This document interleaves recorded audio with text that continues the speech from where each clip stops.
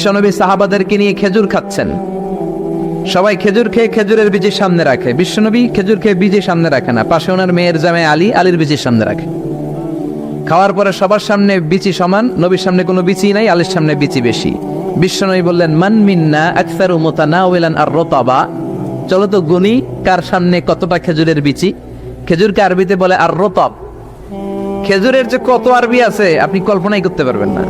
উট আরব দেশে বেশি, তাই উটের আরবি আছে 400টা। খেজুর হয় বেশি, খেজুরের আরবি আছে 100 খানিক। আমরা শুধু ওটার আরবি জানি কি, জামাল, বাঈর, নাকা, এগুলো 400টা আরবি কাব্যগ্রন্থ পড়লে আপনি 400টা পাবেন মোট ওটের আরবি। তেমনি খেজুরকে আমরা জানি তামার। সৌদি আরব, মিশরে তামার বললে চিনবেই না, বলতে হবে বালাহ। হাতি কিলো বালাহ, 1 কেজি বালাহ দেন। বালাহ মানে খেজুর, তামার মানে খেজুর, রতাব মানে খেজুর। কোরআনে আছে রতাবান জানিয়া। মারিয়াম যখন সাইয়েদনা ঈসা আলাইহিস সালামকে প্রসব করলে, তার করলো কে? এই জন্য যে সমস্ত নারীরা পেটের মধ্যে বাচ্চা আছে, সন্তান সম্ভবা, তারা খেজুর খাবেন। বাচ্চারে সুস্থ রাখবে কে? আবার মক্কায় মদিনাতে নতুন বাচ্চা জন্ম নিলে বিশ্বনবী বাচ্চার কাছে যে খেজুর খেয়ে খেজুর মিশ্রিত বিশ্বনবীর মুখের লালা বাচ্চার মুখে লাগিয়ে দিত। আল্লাহু আকবার। বিশ্বনবী সাহাবাদের বললেন, মান মিন্না আকসারু মুতানাওয়ালান আর রতাবা, চলো কে বেশি রতাব খেয়েছে মানে খেজুর খেয়েছে গুনি। গুনতে শুরু করা হলো। সবচেয়ে বেশি দেখা গেল সাইয়েদনা আলীর সামনে। বিশ্বনবী বললেন, দেখো আল্লাহ কি খাদক জামাই আমাকে দিয়েছে। এমন খাইতে পারে, সবার সামনে বিচি কম, আলীর সামনে বিচি ডবল। এখন আলী কি বলবে? আলী বলে, আমার শ্বশুরও কম খাইতে পারে না। দেখো সবার সামনে বিচি আছে, আর আমার শ্বশুর বিশ্বনবীর সামনে কোনো বিচিই নাই। তার মানে খেজুর খাওয়ার সময় উনি বিচি সহ মেরেন করতেন। এক কালো মহিলা সাহাবী বিশ্বনবীর কাছে এসেছে। বিশ্বনবী বললেন, লা ইয়াদখুলান্নাল জান্নাতা সাফরা ওয়ালা সাউদা, তুমি তো কালো নারী, কোনো কালো নারী তো জান্নাতে যাবে না। মহিলা দিলেন চিৎকার। বিপদের কথা শুনলে মহিলাদের কান্নাকাটি আছে না নাই? আড়াই ওরাতে আছে না নাই? মহিলাদের অন্তর নরম। এজন্য বিশ্বনবী বলেছেন, মহিলারা কবরের সামনে যে জিয়ারত করবে না। কারণ কবরের সামনে গেলে বলবে, আমারে ফালাইয়া গেল গো, কই গেল রে, আমারে লইয়া যাও রে। কান্নাকাটি আছে না নাই? গড়াগড়ি খায়, নিজের জামা নিজে ছিঁড়ে ফেলে, নিজের গালে নিজে থাপ্পড় মারে, এরকম নারী আছে না নাই? এজন্য মহিলারা ঘর থেকে দোয়া করবে, পুরুষেরা কবরস্থানে ঢুকে কবরের সামনে দাঁড়িয়ে দোয়া করবে। ঠিক কি না? বিশ্বনবী বললেন, লা ইয়াদখুলাল জান্নাতা সাফরা ওয়ালা সাউদা, কালো নারী, মেটে রঙের নারী জান্নাতে যাবে না।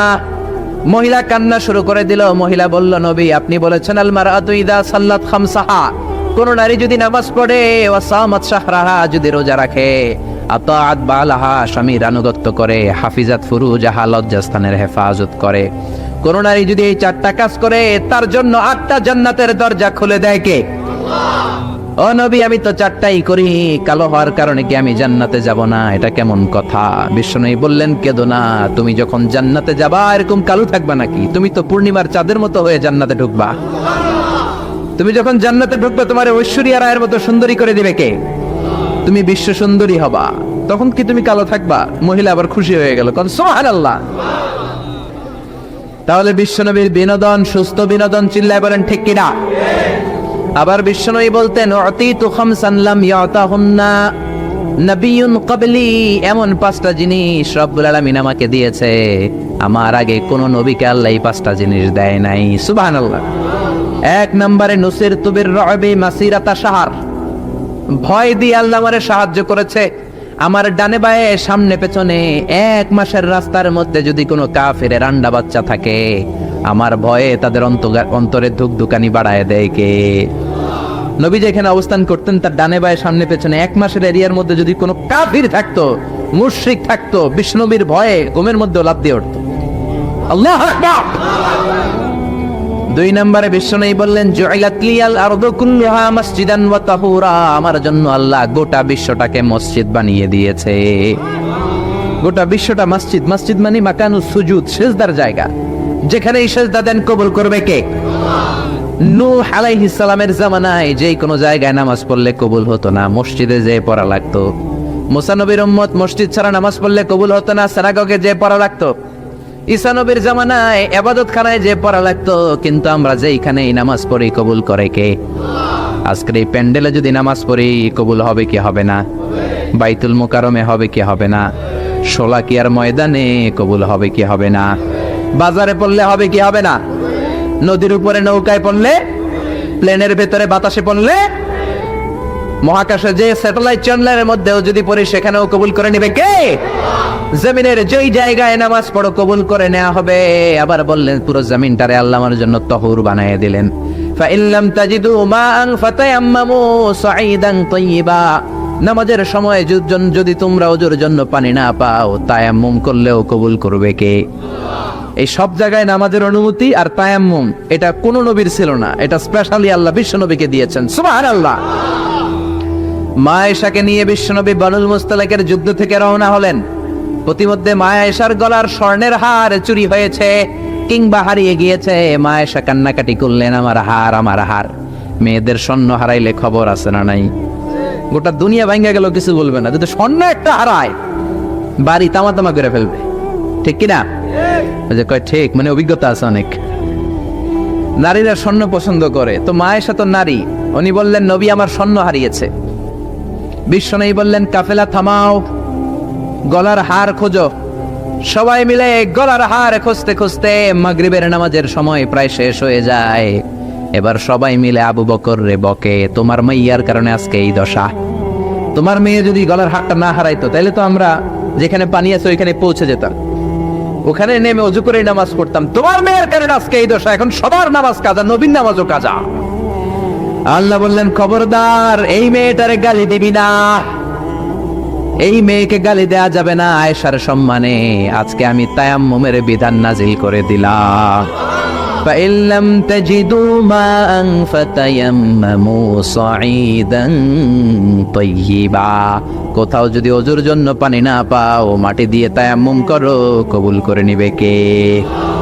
মা আয়েশা বলতেন আমাকে আল্লাহ এমন 5টা জিনিস দিয়েছেন বিশ্বনবীর কোনো বউকে আল্লাহ দেন নাই। এক নম্বরে আমি বিশ্বনবীর একমাত্র কুমারী বউ, বাকি বউগুলা ছিল বিধবা, এর আগে কয়েকটা করে বিয়ে হয়েছে, শুধু আমারই বিয়ে হয় নাই। সুবহানাল্লাহ। 2 নম্বরে আমি যখন শীতের রাতে নবীর সাথে এক লেপের নিচে ঘুমাতাম, তখনও জিব্রাইল কোরআন নিয়ে নাজিল হয়ে যেত। অন্য বিবিদের সাথে যখন কোনো ঘরে এক খাটের মধ্যে শুয়ে থাকতো তখন কোনোদিন কোরআন নাজিল হয় নাই, শুধু মা আয়েশার সাথে যখন থাকতো তখন কোরআন নাজিল হতো। সুবহানাল্লাহ। আবার মা আয়েশা বলতেন আমার ঘরে বিশ্বনবীর কবর। আবার বিশ্বনবী যখন তার শেষ নিঃশ্বাসটা ত্যাগ করেছেন, বিশ্বনবীর মাথাটা ছিল আমার কোলের উপরে।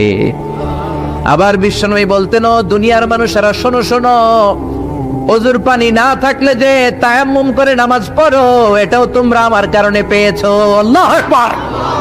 এজন্য বিশ্বনবী বলতেন জুইলাত লি আল আরদু কুল্লুহা মাসজিদান ওয়া তাহুরা, আমার জন্য গোটা বিশ্বটাকে নামাজের জায়গা আর ওজুর না থাকলে তায়াম্মুমের জায়গা বানিয়ে দিয়েছে কে? এরপরে বিশ্বনবী বলতেন উতিতু আশ-শাফাআহ, আমাকে শাফাআতের মালিক করেছে কে? কিয়ামতের দিন সব নবীরা যখন বলবে ইয়া নাফসি ইয়া নাফসি, বিশ্বনবী বলবেন রব্বি হাবলি উম্মতি, ও আল্লাহ তুমি আমার উম্মতকে বাঁচাও, আমার উম্মতকে বাঁচাও। সুবহানাল্লাহ। এরপরে বিশ্বনবী বলেছেন ওয়া কানান নাবিয়্যু ইউবআসু ইলা কওমিহি খাসসাহ, দুনিয়ার সব নবীকে একটা নির্দিষ্ট বর্ডারে পাঠানো হয়েছে, নির্দিষ্ট এলাকার লোকের জন্য পাঠানো হয়েছে। আমি বিশ্বনবীর নবুয়তির কোনো বর্ডার নাই, গোটা বিশ্বের জন্য আমার নবী বানিয়ে পাঠানো হয়েছে। এই জন্য আমি বিশ্বনবী, চিল্লায় কর আল্লাহু আকবার। বিশ্বনবী শুধু পুরুষদের নবী নয়, শুধু নারীদের নবী নয়, শুধু সাদা লোকদের নবী নয়, শুধু নিগ্রো আর কালো লোকদের নবী নয়, শুধু আরবদের নবী নয়। বিশ্বনবী আদম নবী থেকে শুরু করে কিয়ামত পর্যন্ত যত মানুষ, যত জিন পৃথিবীতে আসবে, সবার জন্য বিশ্বনবীকে নবী বানিয়েছে কে? বিশ্বনবীর যদি কোনো নবীরাও না মানে, ওই নবীর নবুয়তিও ক্যান্সেল করে দিবে কে?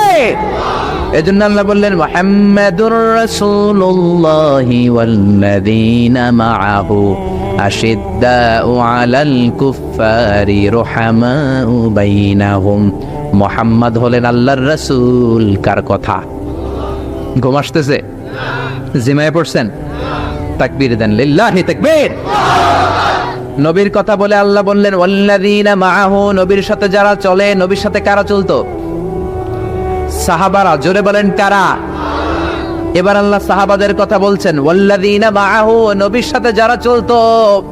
আশিদ্দাউ আলাল কুফফার, কাফেরদের ব্যাপারে তারা বজ্র কঠোর, রহমা বাইনাহুম, নিজেদের ব্যাপারে তারা পুষ্পকোমল।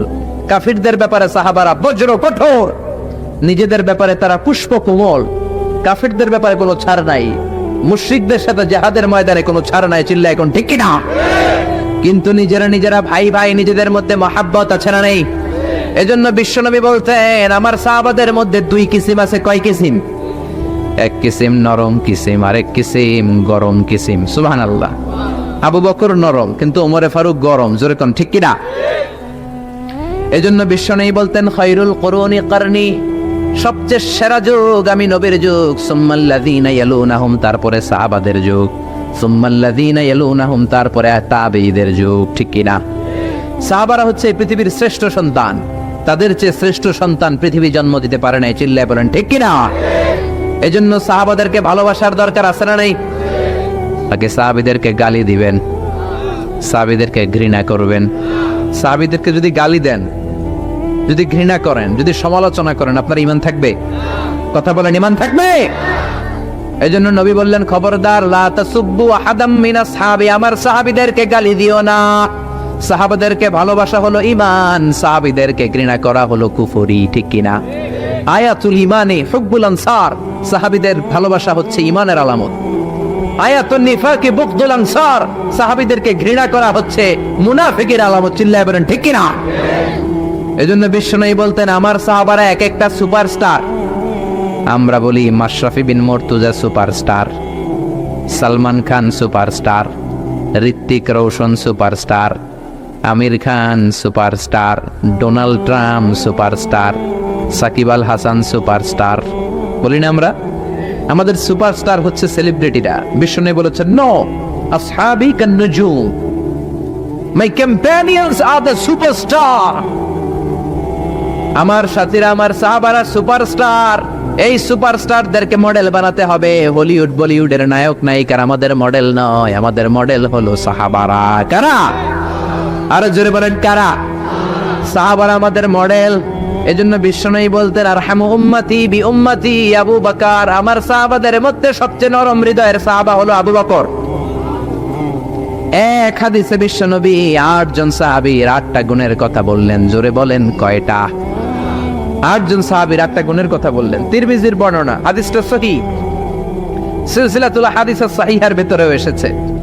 বিশ্বনবী বললেন, খেয়াল করে বুঝবেন, আরহামু উম্মতি বি উম্মতি আবু বকর, এই উম্মতের মধ্যে সবচেয়ে নরম হৃদয়ের সাহাবী হলো আবু বকর। 2 নম্বরে বললেন ওয়াশাদ্দুহুম ফি আমরিল্লাহি উমর, কিন্তু আল্লাহর দ্বীনের ব্যাপারে সবচেয়ে কঠোর হলো, জোরে বলেন কঠোর হলো। 3 নম্বরে বললেন ওয়া আসদাকুহুম হায়ান উসমান, সবচাইতে লজ্জাশীল সাহাবী হলো আমার উসমান। 4 নম্বরে বললেন ওয়াকদাহুম আলী, বিচারের রায় সবচেয়ে ভালো দিতে পারতো আমার মেয়ের জামাই আলী। 5 নম্বরে বিশ্বনবী বলেছেন ওয়া আকরাহুম লিকিতাবিল্লাহি উবাই ইবনে কাব, আল্লাহর এই কোরআনটা সবচাইতে সুন্দর করে যে সাহাবী পড়তে পারতো তার নাম হচ্ছে উবাই ইবনে কাব। আল্লাহু আকবার।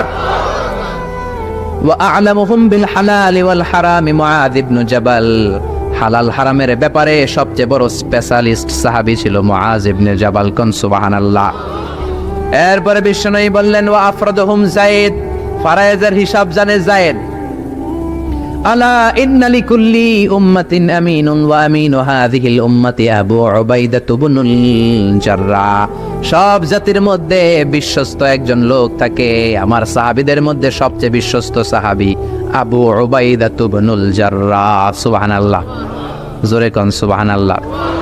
কয় সাহাবীর কথা বললেন? আরো জোরে বলেন, মনে থাকবে। প্রথমে বললেন আরহামু উম্মতি বি উম্মতি আবু বকর, আমার উম্মতের মধ্যে সবচেয়ে দিল দরিয়া রহম দিল আবু বকর।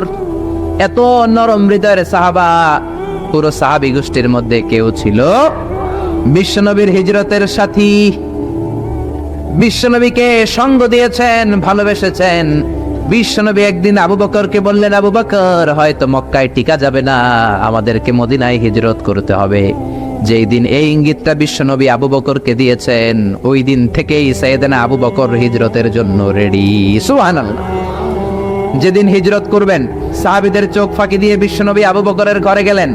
ডাক দিলেন, আসসালামু আলাইকা ইয়া আবু বকর। আবু বকর ঘরে আছো কিনা? ডাক দিতে দেরি, ব্যাগ নিয়ে আবু বকরের বের হতে দেরি হয় না। আল্লাহু আকবার। বিশ্বনবী বললেন, আবু বকর ডাক দিলাম, ব্যাগ নিয়ে রেডি হইলা, কখন ঘুমিয়েছো, কখন ঘুম থেকে উঠেছো, কখন হাত মুখ ধুইলা, কখন ফ্রেশ হইলা, কখন কাপড় গুছাইলা? আবু বকর বলল, নবী যখন বলেছেন হিজরতে আপনার সাথে আমার যাওয়া লাগবে, ওই দিন থেকে আজ পর্যন্ত আমি আবু বকর আমার পিঠটার বিছনাতে লাগাই নাই। ওই রাতে সাইয়েদনা আবু বকর যেই সওয়াব কামিয়েছেন, ওই সওয়াবটাকে যদি একটা পাল্লায় রাখা হয়, পৃথিবীর আমাদের সব সওয়াবগুলো যদি আরেক পাল্লায় রাখা হয়, ওই হিজরতের রাতের সওয়াবটা আবু বকরের যে সওয়াবটা, ওই আবু বকরের সওয়াবের পাল্লাটা মুহূর্তের মধ্যে ভারী হয়ে যাবে। সুবহানাল্লাহ, আসতে বলেন। এত নরম হৃদয়ের সাহাবী ছিলেন আবু বকর। নামাজে দাঁড়ালে শুধু কাঁদতেন, এই জন্য অনেক সাহাবী ওনারে পছন্দ করতো না। বিশ্বনবীর ইন্তেকালের পরে বছর খানিক মসজিদে নববীতে যতদিন বেঁচে ছিলেন ইমামতি করেছেন। আল্লাহু আকবার বলে যখন আলহামদুলিল্লাহ রাব্বিল আলামিন, তখনই কান্নায় ভেঙে পড়তেন। তেলাওয়াত শুরু করলেই কাঁদতেন। হেরেম শরীফে যারা নামাজ পড়েছেন, শেখ আব্দুর রহমান আস-সুদাইস আযাবের আয়াতগুলো পড়ে যখন টান দেয়, মুসল্লিগুলো সহ্য করতে পারে না। উনি নিজেও তেলাওয়াত থামিয়ে কাঁদে, মুসল্লিরাও কাঁদে। হেরেমের চারদিকে কান্নার রোল পড়ে যায়, চিৎকারের রোল পড়ে যায়, শুধু কান্নার কান্না, শুধু কান্না। সাইয়েদনা আবু বকর যখন নামাজে দাঁড়াতেন শুধু কাঁদতেন। বুখারীর বর্ণনা, রজুলুন আসিফ, নরম হৃদয়ের লোক ছিলেন। আই রাকিকুল কলবি ওয়া সারিউল বুকা, এত অন্তর নরম, নামাজে দাঁড়ালেই কাঁদতেন। দিন দুনিয়ার কোনো হুঁশ তার থাকতো না। কিন্তু আমরা নামাজে দাঁড়ালে দিন দুনিয়ার খেলার হিসাব আছে না নাই, বাজারের খবর আছে না নাই, জি বাংলা আছে না নাই, সারা দিনে যেটা মনে পড়ে না নামাজে দাঁড়ালেই ওটা মনে পড়ে, ঠিক কি না? আমরা নামাজে দাঁড়িয়ে এইভাবে শেয়ার বাজার বাড়লো না কমলো, সাকিব আল হাসান আউট হয়েছে না ছক্কা মারছে, কে জিতলো, কুমিল্লা জিতলো নাকি কি ভিক্টোরিয়ান্স, রয়টার্স মার্টার্স কি যেন আছে, আমি তো বুঝিও না অনেকগুলা, কে জিতলো কে হারলো, হিন্দি সিরিয়াল শুরু হলো নাকি আমার দল জিতলো না হারলো, এরকম টেনশন আছে না নাই? আর সাইয়েদনা আবু বকর যখন নামাজে দাঁড়াতেন, দাঁড় দাঁড় করে চোখের পানি দিয়ে দাড়ি ভিজে যেত, চোখের পানিতে দাড়ি ভিজে যেত। সাহাবারা বললেন, ও নবী আমাদের নামাজে মন থাকে না। বিশ্বনবী বললেন, সল্লু সলাতা মুআদ্দিআ, বিদায় নামাজ পড়ো, মনে করবা আজকের নামাজটাই আমার জীবনের শেষ নামাজ, তাইলে তোমার মন আর কোনো দিকে ছুটবে। আজকে এখন বাজে 11টা, যদি বলা হয় রাত 2টার দিকে আপনার মরণ, খুশ থাকবে? সবাই মাহফিল থেকে দিবেন দৌড়, আমার মরণ 2টার দিকে, আহা 2টার দিকে মরণ। জীবনের কোনো গ্যারান্টি নাই। যদি আপনার বলেই দেওয়া হয় 2টার দিকে আপনার মরণ, এখন তুমি 2 রাকাত নামাজ পড়ো, এটাই শেষ নামাজ, ওই দিনের নামাজটা আপনি কত সুন্দর করে পড়বেন, আহা ওই দিন আপনি কত সুন্দর করে ওযু বানাবেন, ওই দিন আতর মাইখা একেবারে আতর আলী হয়ে যাবেন, ওই দিন পাঞ্জাবি পড়বেন, ওই দিন যায় নামাজে দাঁড়াবেন, ওই দিন আপনার নামাজে কোনো তাড়াহুড়ো নাই, ঠিক কিনা? ওই দিনের রুকুটা আপনার জীবনের সব চাইতে শ্রেষ্ঠ রুকু হবে, ওই দিনের সেজদাটা আপনার জীবনের শ্রেষ্ঠতম সেজদা হবে। ওই দিনে সেজদায় যে চোখের পানি দিয়ে আপনি যায় নামাজ ভিজায় দিবেন, এর কারণ আপনি নিশ্চিত, you are certain that you are going to die.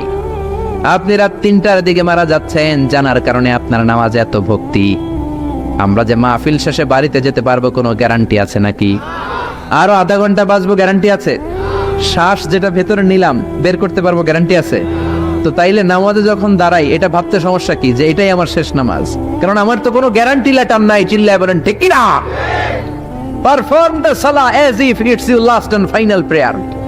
এমন ভাবে নামাজে দাঁড়াবেন যেন এটাই আপনার লাস্ট এন্ড ফাইনাল প্রেয়ার, এটাই আপনার শেষ নামাজ। এরপরে আর নামাজের সুযোগ হয়তো আমি নাও পেতে পারি, জোরে কোন ঠিক কি না? এই কথা যখন সাহাবারা শুনলেন, আর নামাজে নড়েও না চড়েও না।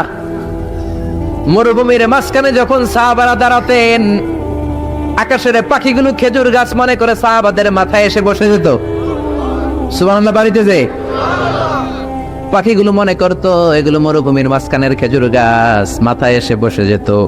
আর আমরা নামাজের মধ্যে দাঁড়ালে আমাদের কোনো খেয়াল থাকে না, আমাদের এদিকে সামনে ডানে বায়ে নজর যায়, ঘড়ির দিকে তাকায়, অনেকে আছে না নেই? নামাজের পর আবার এমনি তাকায়, হাদিসে এসেছে আপনার নজর যখন একবার নামাজ ছাড়া অন্যদিকে দেন, আল্লাহ বলে আকবিল, বান্দা ফিরে আয়। আবার যখন ডানে নজর দেন, আল্লাহ বলে ফিরে আয়। আবার যখন ইমাম সাহেবের দিকে এমনি তাকান, আল্লাহ কয় ফিরে আয়। 3 বার নজর দেওয়ার পরে আবার যখন ডানে বায়ে নজর দেন, আল্লাহ বলে লা হাজাতা লি ইলা সলাতিক, তোর এই নামাজের কোনো দরকার আমি আল্লাহর নাই, এই নামাজের কোনো দরকার নাই। এজন্য সালাত পড়তে হবে আর অন্তরে ভয় থাকতে হবে কার?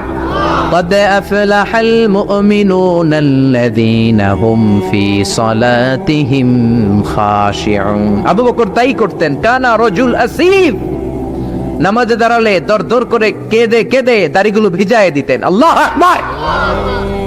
এজন্য বিশ্বনবী বলতেন আরহামু উম্মতি বি উম্মতি আবু বকর, আমার উম্মতের মধ্যে সবচেয়ে নরম হৃদয়ের হলো আবু বকর। 2 নম্বরে বিশ্বনবী বললেন ওয়াশাদ্দুহুম ফি আমরিল্লাহি উমর, আর আল্লাহর দ্বীনের ব্যাপারে সবচেয়ে কঠোর সাহাবী হলো ওমর। সবচেয়ে কঠোর কে? এজন্য বিশ্বনবী বলতেন আমার পরে নবী নাই, আমার পরে কোনো রাসূল নাই, তবে কেউ যদি নবী হতো আমার ওমর নবী হতো।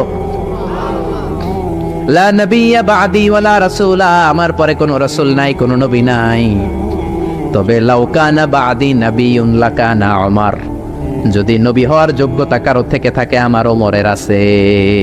প্রভু তুমি বলেছ রাসূল দেবে না, বলনি দেবে না ওমর, বলনি দেবে না হামজা তারিক, খালিদ বিজয়ী সমর। প্রভু তুমি বলেছ রাসূল দেবে না। আল্লাহু আকবার। এই ওমরের মতো যদি লাঠির বাড়ি দেওয়া যেত, উনি নামাজেও লাঠি নিয়ে দাঁড়াতেন। আমাদের ইমাম সাহেবরা কেবলামুখী, আর পিছন থেকে একামত দেয় আল্লাহু আকবার, আল্লাহু আকবার, আশহাদু আল্লা ইলাহা ইল্লাল্লাহ, আশহাদু আন্না মুহাম্মাদার রাসূলুল্লাহ, হাইয়া আলাস সালাতি হাইয়া আলাল ফালাহ, قد قامت الصلاة قد قامت الصلاة, আল্লাহু আকবার, আল্লাহু আকবার, লা ইলাহা ইল্লাল্লাহ, আল্লাহু আকবার। সৌদি স্টাইলে একটু একামত শোনায় দিলাম। আমরা তো 2 বাক্যে বলি, আর 1 বাক্যেই বলে। ইমাম সাহেব কেবলামুখী হয়ে দাঁড়ায় আর মুয়াজ্জিন একামত দেয়। ওমরের সুন্নাত, বিশ্বনবীর সুন্নাত এটা ছিল না। ওমরে ফারুক মুসল্লিদের দিকে হয়ে দাঁড়াতেন। ওমরে ফারুকের হাতে থাকতো একটা লাঠি, যার কাতার বাঁকা, লাঠির দিয়ে পায়ের উপরে বাড়ি আছে না নাই? এইরকম বাড়ি মেরে মেরে যদি সোজা করা যেত, কাতারে গ্যাপ থাকতো না। বিশ্বনবী বলতেন ওয়াসাদুল খালাল, হাযু বাইনাল মানাকিবি ওয়াল আকদাম, এইটার সাথে ওইটা মিলাও। এই সাহাবী তার কাঁধের সাথে এই সাহাবীর কাঁধ মেলাতো, এই সাহাবীর কাঁধের সাথে এই সাহাবীর কাঁধ মেলাতো, এই সাহাবীর ডান পায়ের সাথে ওই সাহাবীর বাম পা, এই সাহাবীর বাম পায়ের সাথে ওই সাহাবীর ডান পা। বুনিয়ানুম মারসুস, সীসা ঢালা প্রাচীরের মতো। নবীরে কেউ অ্যাটাক করতে আসলেও যেন আধা ঘন্টা লাগে এই প্রাচীর ভাঙ্গা আসতে। জোরে কোন ঠিক কি না?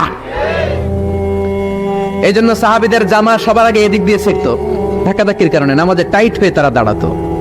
সাইয়েদনা ওমরে ফারুক লাঠি দিয়ে কাতার সোজা করে দিতেন। কারো যদি কাতার বাঁকা হতো লাঠি দিয়ে মারতেন, এই সোজা করো। এই জন্য লাঠিরও দরকার আছে না নাই? আবু বকরের মতো নরম হৃদয়ের সাহাবা যেমনি দরকার, ওমরের মতো গরম 2-1টারও দরকার আছে না নাই? আমরা সারা জীবন ওয়াজ করলে আপনারা নামাজি হবেন না, এটা জানি। যাদের নসিব ভালো 2-4 জন হবেন, বেশিরভাগই বেনামাজি। আমি সারা জীবন যদি মাদক নিয়ে ওয়াজ করি, গাঞ্জা খাওয়া বন্ধ হবে? কিন্তু প্রধানমন্ত্রী যদি বলে কালকে থেকে কেউ যদি ইয়াবা টানে, জাগার মধ্যে ওর পিঠের মধ্যে 100 বেত, 10,000 টাকা জরিমানা, 10 বছরের জেল। ইয়াবা বাবা পাওয়া যাবে? আর গাঞ্জা বাবা থাকবে? বাংলাদেশ থেকে গাঞ্জা নাই। প্রধানমন্ত্রী যদি বলে নামাজ না পড়লে 10,000 টাকা জরিমানা, 1 ওয়াক্ত সারবি 10,000 টাকা দিবি, বাংলাদেশের সব মানুষ মুসল্লি হয়ে যাবে।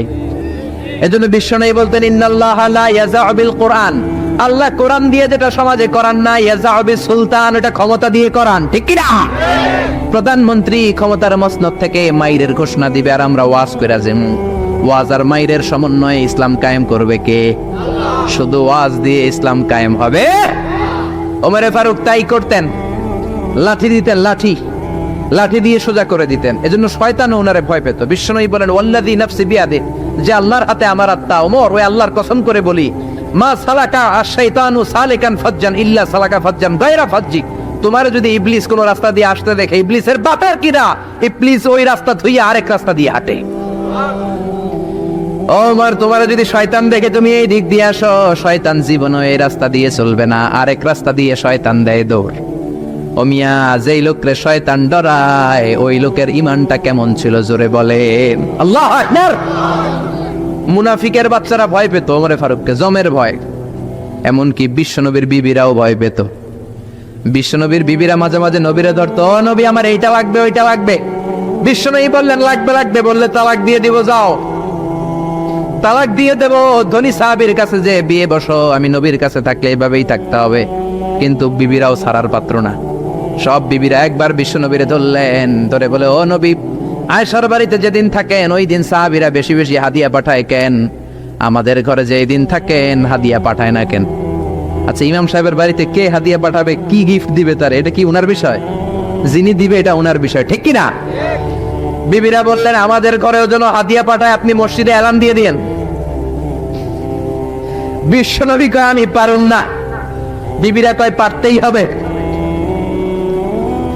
বিশ্বনবী বললেন, না না, আমি এই কথা মসজিদে বলতে পারবো না। বিবিরা বললেন, আপনি বলতেই হবে। ইন দা মিন টাইম দরজার বাইরে থেকে কে যেন সালাম দিল, আসসালামু আলাইকুম ওয়া রাহমাতুল্লাহ। বিশ্বনবী বললেন, ওয়া আলাইকুম আসসালাম। বিশ্বনবী বুঝলেন সালামটার কারণ না, এটা ওমরের সালাম। বিশ্বনবী সালামের উত্তর দিয়া বিবিদের দিকে তাকায় দেখে একটা বিবিও নাই। সব অন্দরমহলে দৌড়। সুবহানাল্লাহ কইবেন না? এই ভয়টা কিন্তু আবার ডাকাইত দেখলে যেই ভয় ওইটা না, এটাকে আরবিতে বলে হাইবাত। হাইবাত ওমর, ওমরের হাইবাত এমন ছিল, শয়তান ভয় পেত, মুনাফিকরা জমের মতো ভয় পেত। আমাদের মা উম্মুল মুমিনিন বিশ্বনবীর বিবিরা ওমরের কে ভয় পেত। সুবহানাল্লাহ। আমরা বাচ্চারা যদি না খায়, খেতে চায় না, আমার এক মেয়ে ছোট্ট খেতে চায় না, গল্প বলে খাওয়াই, আমি এদিক দিয়ে খাওয়াইলে ওদিকে দৌড়, এদিক দিয়ে ধরলে ওদিকে দৌড়। আপনাদের ছেলে মেয়েদের একই অবস্থা, বাচ্চারা খেতে চায় না, ঘুমাতে চায় না। তখন আমরা বলি, ঘুমা, না হলে বাঘ আসবে বাঘ, বিড়াল আসবে বিড়াল। আপনারা কি কন? আর ওরাতে বিলাই বিলাই আইব, কুত্তা আইব। আমরা বলি কুকুর আসবে বিড়াল আসবে, ঘুমাও ঘুমাও। বাচ্চারা তখন ভয়ে ঘুমায়। ওমর ফারুক যখন মদিনার গভর্নর, মদিনার প্রেসিডেন্ট, মদিনার মায়েরা বিড়াল আর বাঘের ভয়ে দেখাতো না। বাচ্চারা যখন মদিনাতে খেতে চাইতো না, ঘুমাতে চাইতো না, মদিনার মায়েরা বলতো, তাড়াতাড়ি ঘুমা, ওই যে ওমর আসতেছে ওমর। চিৎকার করে পড়েন আল্লাহু আকবার। সবার জন্য সমান নীতি। 10 বছরে গোটা বিশ্বের অর্ধেক ক্যাপচার, পৃথিবীর অর্ধেকটা ক্যাপচার করলেন সাইয়েদনা ওমর। নিজ হাতে পিটিয়ে নিজের ছেলেকে বেহুশ করেছেন। আরেক বর্ণনায় আছে পিটিয়ে ছেলেটাকে নিহত করেছেন। যদি বর্ণনাটা দাইফ, কিন্তু আমাদের জন্য শিক্ষা আছে বর্ণনায়। হঠাৎ একবার ঘরে ঢুকলেন। ওই ছেলের নাম ছিল আবু শাহমা, মূল নাম আব্দুর রহমান। ওনার বিখ্যাত যে ছেলে আব্দুল্লাহ ইবনে ওমর, উনি আরেকজন। আরেক ছেলে ছিল আব্দুর রহমান, মারুফুন বিআবি শাহমা, সবাই তারে ডাকতো আবু শাহমা বলে। একদিন ঘরে ঢুকে দেখে মদের গন্ধ পাওয়া যায়। আবু শাহমারে বললেন, ইয়া আবা শাহমা, আশারিবতা খামরান, মদ খাইছস? কয় না আব্বা, শারিবতু নাবিজান, নাবিজ খেয়েছি। খেয়াল রাখবেন, মদ হারাম, মদ খেলে আসিবেন, কিন্তু নাবিজ খাওয়া হালাল। নাবিজ হচ্ছে আরব দেশেরা খায়, সাদা দুধের মধ্যে রাতে শক্ত খুরমা যদি 5টা ফেলে রাখেন, সকালে ওইটা দেখবেন দুধের রং আর সাদা নাই, খুরমার রস টেনে দুধটা লাল হয়ে গেছে। এটা খেলে স্বাস্থ্যের জন্য আরব দেশে খুব ভালো, কিন্তু এটা রাতে ভিজাইলে সকালেই খাইতে হবে। এটা যদি 3 দিন রেখে দেন, 4 দিন রেখে দেন, এটা তারির মতো মদ হয়ে যাবে, মাতলামি হবে, খাওয়া যাবে না। ওমরের ছেলে ওই মজাটা নেওয়ার জন্য 4 দিন ভিজায় রাখছে, তারপরে নাবিজ নামক মদ খেয়েছে। ওমর বললেন, মদ খাইছস নাকি? আবু শাহমা বলে, খাই নাই। ওমর বললেন, তাআলা এলে, এদিকে আয়, ইফতাহ ফামাক, মুখ খোলো। মুখ খোলার পরে গন্ধ নিয়ে দেখে নাবিজ মাখানো মদের গন্ধ পাওয়া যায়। কোনো কথা নাই, কলারটা ধরলেন, টানতে টানতে মসজিদে নববীর বারান্দার পিলারে নিয়ে বাঁধলেন। জোরে আজান হলো, নামাজ পড়লেন। নামাজের পরে সালাম ফিরালেন। সালাম ফেরানোর পরে বললেন, মাকানাকুম ইনদানা হাদ। নামাজের পরে সুন্নত পরে সবাই বসবেন, একটা বিচার আছে। এই গুরুদণ্ড, এটাকে আরবিতে বলে হাদ, প্লুরাল হচ্ছে হুদুদ। সবাই যখন ওযু করে ঢুকতেছিল, বারান্দায় দেখে ওমরের ছেলে বাধা। সবার চিন্তা, হায় হায়, কি ঘটনা ঘটলো? প্রেসিডেন্টের ছেলে পিলারের মধ্যে বাধা কেন? নামাজের পরে হাজার হাজার সাহাবী সবাই বলল, খলিফা কি হয়েছে? মাল আমর, হোয়াট হ্যাপেন্ড? ওমর ফারুক বললেন, এটাই নাবিজ খেয়েছে, তবে এটা মদ হয়ে গেছিল, এখন 80 বেদ দিব। কানা ঘুষা হাজার হাজার সাহাবী। কেউ কেউ বলল খলিফার ছেলে তো মনে হয় মারবে না, ধমক দিয়ে ছেড়ে দিবে। এরকম কিছু বিচার দেশে আছে না নাই? মিলায় দেয়, ঘুষ খায়া ছাইরা দেয়। এমপির পোলা হইলে 7 খুন মাফ, চিল্লা এখন ঠিক না? কেউ বলে না ওমর ছাড়ার পাত্র না, তবে 80টা মারবে না, 40টা দিবে অ্যাটলিস্ট। কয়টা? ওমর ফারুক চেয়ারে বসলেন, হাজার হাজার মানুষ, পিনপতন নীরবতা। জল্লাদরে বললেন হাতি জিলদ মিন বাইতুল মাল, বাইতুল মালের ঘর থেকে খেজুর গাছের চামড়া দিয়ে বানানো বড় সাইজের একটা চাবুক আন, সবচেয়ে বড়টা আনবি। সবচেয়ে বড়টা আনা হলো। এবার ওমরে ফারুক বললেন ইবদা বিসমিল্লাহ, শুরু কর আল্লাহর নামে। সাইয়েদনা ওমর ফারুকের সামনে দাঁড়িয়ে জল্লাদ মারবে 80টা বাড়ি। মারতে শুরু করেছে ওয়াহিদ, ইসনাই, তালাতা। 3 বাড়ি মারার পরে ওমরে ফারুক জল্লাদকে দিলেন এক থাপ্পড়। 3 হাত দূরে যে পড়লো জল্লাদ। জল্লাদের হাত থেকে চাবুক তুলে ধমক দিলেন, তুই কি চাবুক মারোস নাকি চাকরি বাঁচাস? আস্তে মারলি কেন? আসলে আস্তে মারে নাই, যত জোর ছিল। ওমরের হুকুম তামিল করবে না এরকম জল্লাদ মদিনায় ছিল না, যেরকম ঠিক কিনা? যত জোর ছিল তত জোরে মেরেছে, কিন্তু ওমরের পছন্দ হয় নাই। ওমর বললেন ইনদাকা তালাতা ইনদি ওয়াহিদ, তোর হিসাবে 3টা, আমার হিসাবে মায়ের হইছে 1টা। আমি 2 নাম্বার থেকে শুরু করব। 2, 3 মারতেছে কে? মদিনাতে উনারসে পালোয়ান আর কেউ নাই। এক একটা বাড়ির আঘাতে ওমরের ছেলে আবু শামা চিৎকার করে কাঁদে। এক একটা বাড়িতে চামড়া ছিঁড়ে যায়, রক্তগুলো ছোপ ছোপ করে নববীর দেয়ালের মধ্যে লাগে। ছোট্ট ছেলেটা ডেকে বলে আব্বা আমারে মাফ করে দাও, আর জীবনে মদ খাবো না।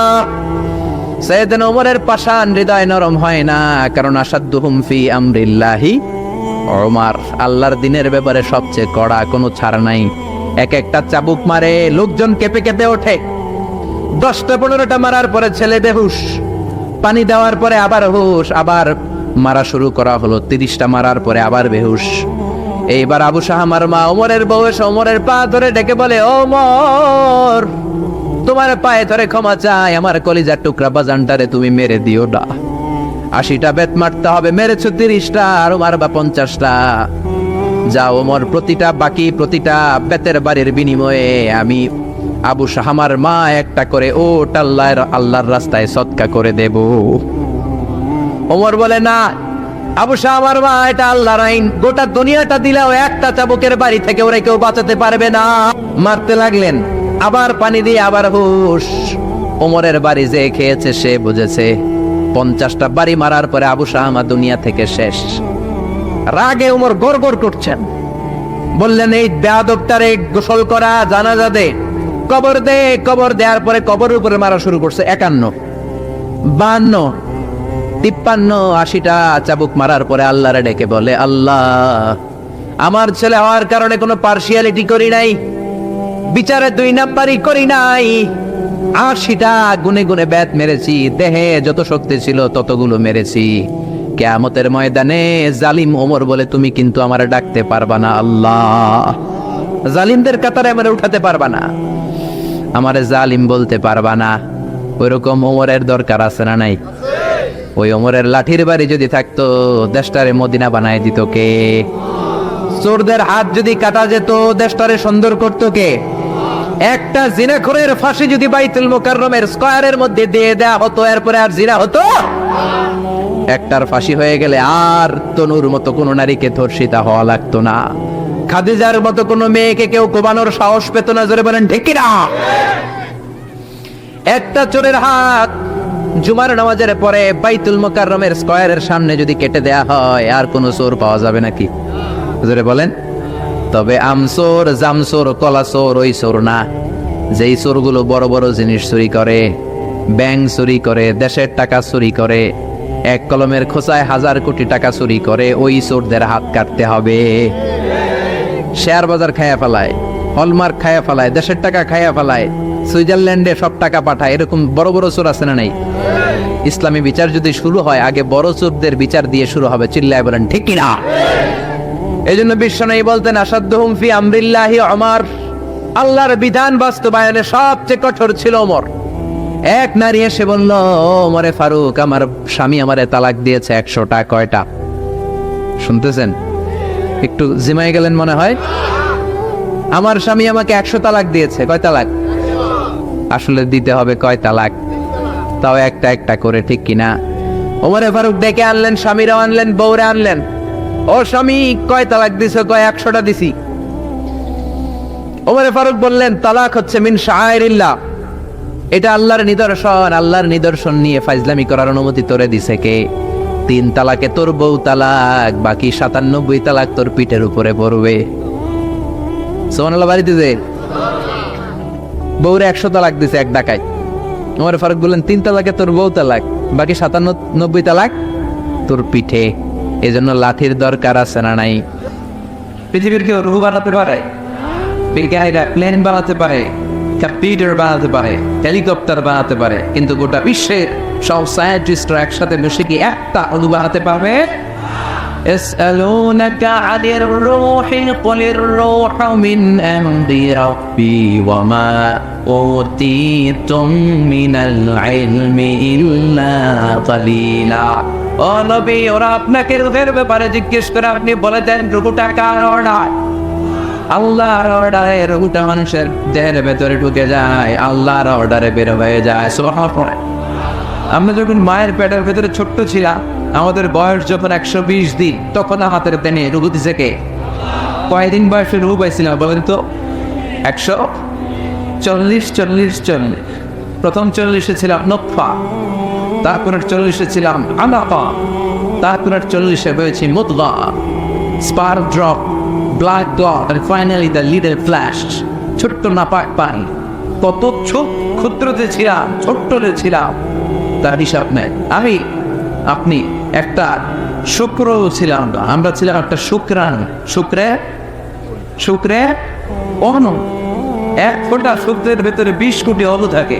একটা অণু ছিলাম আমি, একটা অণু ছিলেন আপনি। আমরা একটা ডিম্ব ছিলাম, আমরা ছিলাম ডিম্বের অণু। সুবহানাল্লাহ পড়ে। সেখান থেকে আল্লাহ মিলিয়ে আমাদেরকে বানালেন নতফাতুন আমশাস, যেটাকে বলে জাইগোট। তারপরে বলা ইমব্রয়ো, ব্যাঙ্গাচি, ব্যাঙের বাচ্চার মতো, জোকের মতো মায়ের জরায়ুর দেয়ালে লেগেছে। 120 দিন সময় শেষে তখন আল্লাহ আবার দেহের ভিতরে রূহের ফুৎকার দিলেন। আর রূহের ফুৎকার দেওয়ার সাথে সাথে আমার হার্টবিট, আমার ফুসফুস চলতে শুরু করছে। এই যে ধপ ধপ ধপ আসলে নাই, সিস্টলিক ডায়াস্টলিক বলে, অনিন্দ নিলয়, ওই যে ধপ ধপ শুরু হয়েছে, আজও চলতেছে। 1 সেকেন্ডের জন্য যদি ধপ ধপ বন্ধ হয়ে যায়, বাঁচা যাবে? আরে মানুষ রঙিন ফানুষ, দম ফোরাইলে তবু তো ভাই কারোরই না একটুখানি। আরে মানুষ রঙিন ফানুষ, রঙিন ফানুষ, আরে মানুষ, ঠিক কিনা? 1 সেকেন্ডের নাই ভরসা, বন্ধ হবে রং তামাশার। চক্ষু বুঝিলে হায়রে দম ফুরাইলে। কে গেছিল? ফিরোজ শাহ। এই গানটা ফিরোজ শাহ স্টেজে গাইতে গাইতে মারা গেছিল, জানেন? এই গানটা গাইতে গাইতে সে বিদায় নিয়েছে। জীবন আর মরণের মাঝখানে আছে রোগ। মানুষ সব বানাতে পারে, কিন্তু রঘু বানাতে পারে। আপনার সামনে একবার দাদা মারা গেছে, সবাই দেখলে কথা বলতেছে, হঠাৎ নাই রঘুটা কোন দিকে যে উড়াল দিল দেখা যায়? রঘুর কার কি কেউ জানি? এই রূহ আবিষ্কারের জন্য গোটা বিশ্বব্যাপী কত যে আবিষ্কার, মৃত ব্যক্তিদের নিয়ে, মুমূর্ষুদের নিয়ে গবেষণা। বুলেট প্রুফ গ্লাসের ভিতরে রেখে রেখে বিজ্ঞানীরা গবেষণা করেছে। দেখি বুলেট প্রুফের গ্লাস বানাইলে তারা ভাবছে রূহ মনে আর দৌড় দিতে পারবে না, গ্লাসের ভিতরেই দেখ। পরে দেখে না, রূহ তো আটকানো যায় না। এবং তারা মুমূর্ষু রোগীদেরকে এনে এই গ্লাসের ভিতরে ঢুকে ওজন দেয়। কোন রোগীর ওজন দিয়ে দেখছে মরার আগে তার ওজন ছিল 70 কেজি, পরে মাছ খোলার পরে লোকটা মরে গেল, পরে দেখে ওজন 2 কেজি কমে গেছে 68 কেজি। খুব খুশি, আগে ছিল 70, মরার পরে 2 কেজি কমছে, তার মানে যেটা উদাহরণ দিয়েছে মানে এই 2 কেজি ওইটাই রোগ, ওইটাই রোগ। কিন্তু বিজ্ঞানীদের পদ্ধতি হচ্ছে একটা মডিউলের উপরে তারা বেস করে দেয়, couldn't jump to the conclusion, তারা সিদ্ধান্তে যায় না। আরো নমুনা লাগবে, আরো কিছু লাশ মুমূর্ষু রোগী নিয়ে আনা হলো আইসিইউ থেকে, যাদের অক্সিজেন মাস্ক পরানো, এটা খুললেই মরে যাবে, তাদেরকে বুলেট প্রুফ গ্লাসের ভিতরে ঢুকিয়ে তাদের নিয়ে রিসার্চ শুরু করো। কিন্তু দেখা যাচ্ছে এর পরের যে নমুনা আনা হয়েছে মুমূর্ষু রোগী, তার ওজন ছিল 60 কেজি, মরার পরে ওজন হয়ে গেছে 63 কেজি। কথা বলে আগে তো না হয় কম ছিল, ওটা রুকু দিয়ে মিলাবে, এটা 3 কেজি বাড়ছে, এটা মিলাবে কি দিয়া? কথা বলে। এজন্য রব্বুল আলামিন বলে মরে গেলে এক একজনের এক এক অবস্থায়, কারো ওজন সমান থাকে, কারো কিছু বেড়ে যায়, কারো কমে যায়। এই গবেষণার মধ্য দিয়ে রূপ খুঁজে পাওয়া যায় না রূপুর মালিককে। يسألونك عن الروح قل الروح من أمر ربي وما أوتيتم من العلم إلا قليلا. سبحان الله. ولقد زينا سماء الدنيا بمصابيح وجعلناها رجوما للشياطين. سبحان الله. ولقد زينا سماء الدنيا, আমি দুনিয়ার আকাশটারে বিমাসাবিহ আলো দিয়ে লাইট দিয়ে সুশোভিত করেছি। রাতের আকাশটারে সাজায় দিয়েছে কে? I have beautified the closer sky with light, candle and stars. আল্লাহ বলেন প্রথম আকাশের মহাশূন্যকে আমি তারা দিয়ে সাজিয়েছি। খালি চোখে যেটা আমরা দেখি এটা কিন্তু আকাশ না, এটা মহাশূন্য। এটা কি? আপনি উপরে তাকালে যেটা দেখেন এটা কি আকাশ? না। আমেরিকা নাসার বিজ্ঞানীরাও জানে না আকাশ কত দূরে। আকাশ কত দূরে কেউ জানে না। খালি চোখে যা দেখা যায় এটা হচ্ছে মহাশূন্য। এই মহাশূন্যের ভিতরে তারা আছে না নাই? এখন তো লাইটিং ফাইটিং এর যুগে তারার যে কি সৌন্দর্য এটা টেরই পাওয়া যায় না। আমরা ছোটবেলা যখন গ্রামে যেতাম তখন দেখতাম যে রাত্রিবেলা তারাগুলো অনেক সুন্দর লাগে, তাই না? তাকিয়ে দেখবেন জল জলে একটা তারা আছে, এটার নাম ধ্রুব তারা। কিনাও একটা আছে সুখ তারা, কি তার? ধ্রুব তারা, সুখ তারা অনেকে তারা চিনে না। আর একটা 7টা তারা একসাথে ছোট ছোট ছোট ছোট আছে, এগুলো মুরব্বীরা চিনে। এটার বলে সপ্তর্ষি মণ্ডল, 7 তারা একসাথে। সুবহানাল্লাহ পড়েন। এই তারা দিয়ে আকাশটারে সাজালো কি? চিল্লায় আপনার কে? কি ছোট্ট ছোট্ট তারা, এদিকে তো আজকে তারা দিয়ে সাজাইছে মশাল। হ্যাঁ, ওয়ালাকাদ যায়্যানা সামাআ দুনিয়া বিমাসাবিহ ওয়া জাআলনাহা রুজুমান লিশায়াতিন। ফেনের বাইরে তারা দিয়ে সাজাইছে। আজকে তাফসীর করতে সুবিধা হচ্ছে। এই যে তারা, আকাশের তারাগুলো এই ছোট ছোট বানানো হয়, আসলে কি ছোট? কথা বলে। এই যে সূর্যটা একটা রুটির মতো মনে হয়, আসলে কি রুটি? এই সূর্য পৃথিবীর চেয়ে 13 লক্ষ গুণ বড়। এই সূর্য পৃথিবীর চেয়ে 9 কোটি 30 লক্ষ মাইল দূরে। এই সূর্যের আলো পৃথিবীতে আসতে 8 মিনিট 18 সেকেন্ড লেগে যায়।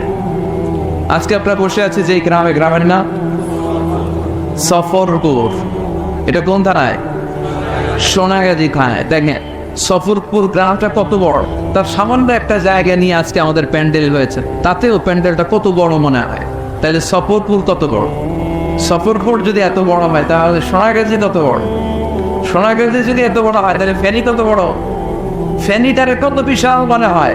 তো ফেনী যদি এত বড় মনে হয়, ফেনী বাংলাদেশের 64 জেলার একটা জেলা। 64 জেলা মিলে আমার সুজলা সুফলা শস্য শ্যামলা ডিজি টান বাংলাদেশ। এই বাংলাদেশ কত বড়?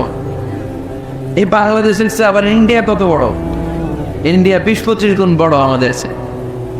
এরকম প্রায় 200টা দেশ, এমনও দেশ আছে যেগুলো বাংলাদেশের চেয়ে 100 গুণ বড়।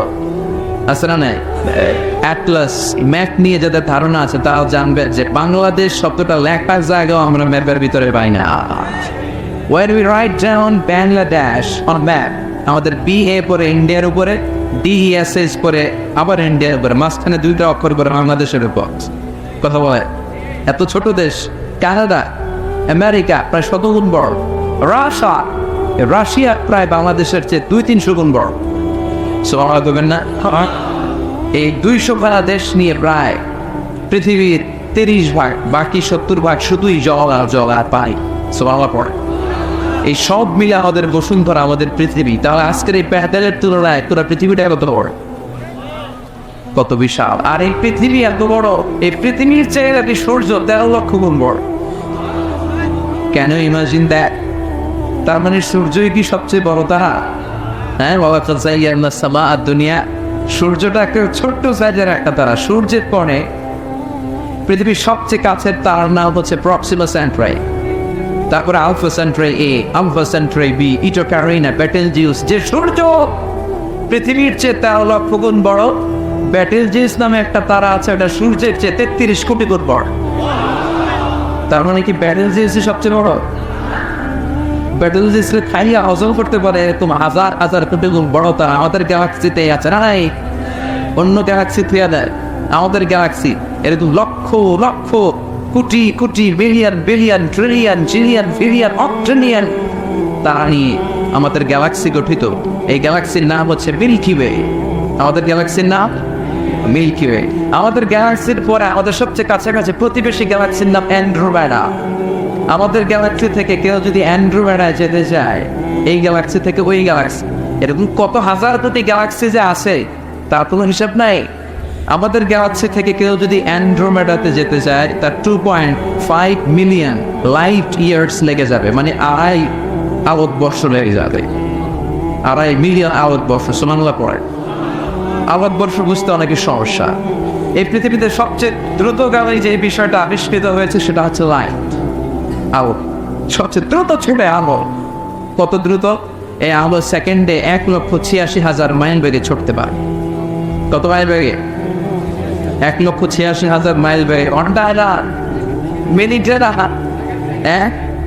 সেকেন্ডে কত দূর যায়? 1,86,000 মাইল বেগে। এই আলোর গতিতে গতি সম্পন্ন কোনো রকেট যদি বানানো সম্ভব, এটা বানানো অসম্ভব। আলোর গতি সম্পন্ন কোনো রকেট যদি বানানো যায়, যেই রকেটটাই আলোর মতো সেকেন্ডে 1,86,000 মাইল বেগে ছুটবে, ঘন্টায় না, মিনিটে না, কিসে? যে রকেটটা আলোর মতো সেকেন্ডে ছুটবে 1,86,000 মাইল বেগে, এরকম রকেট দিয়ে আমাদের গ্যালাক্সি মিল্কি ওয়ে থেকে আমাদের কাছের গ্যালাক্সি অ্যান্ড্রোমেডাতে পৌঁছতে আপনার 25 লক্ষ বছর লেগে যায়। এই 25 লক্ষ বছরের প্রতিটা সেকেন্ডে এই রকেট 1,86,000 মাইল বেগে ছুটতে হবে। সবাই বাড়ি থেকে বলে চিল্লায় পড়ে আল্লাহু আকবার।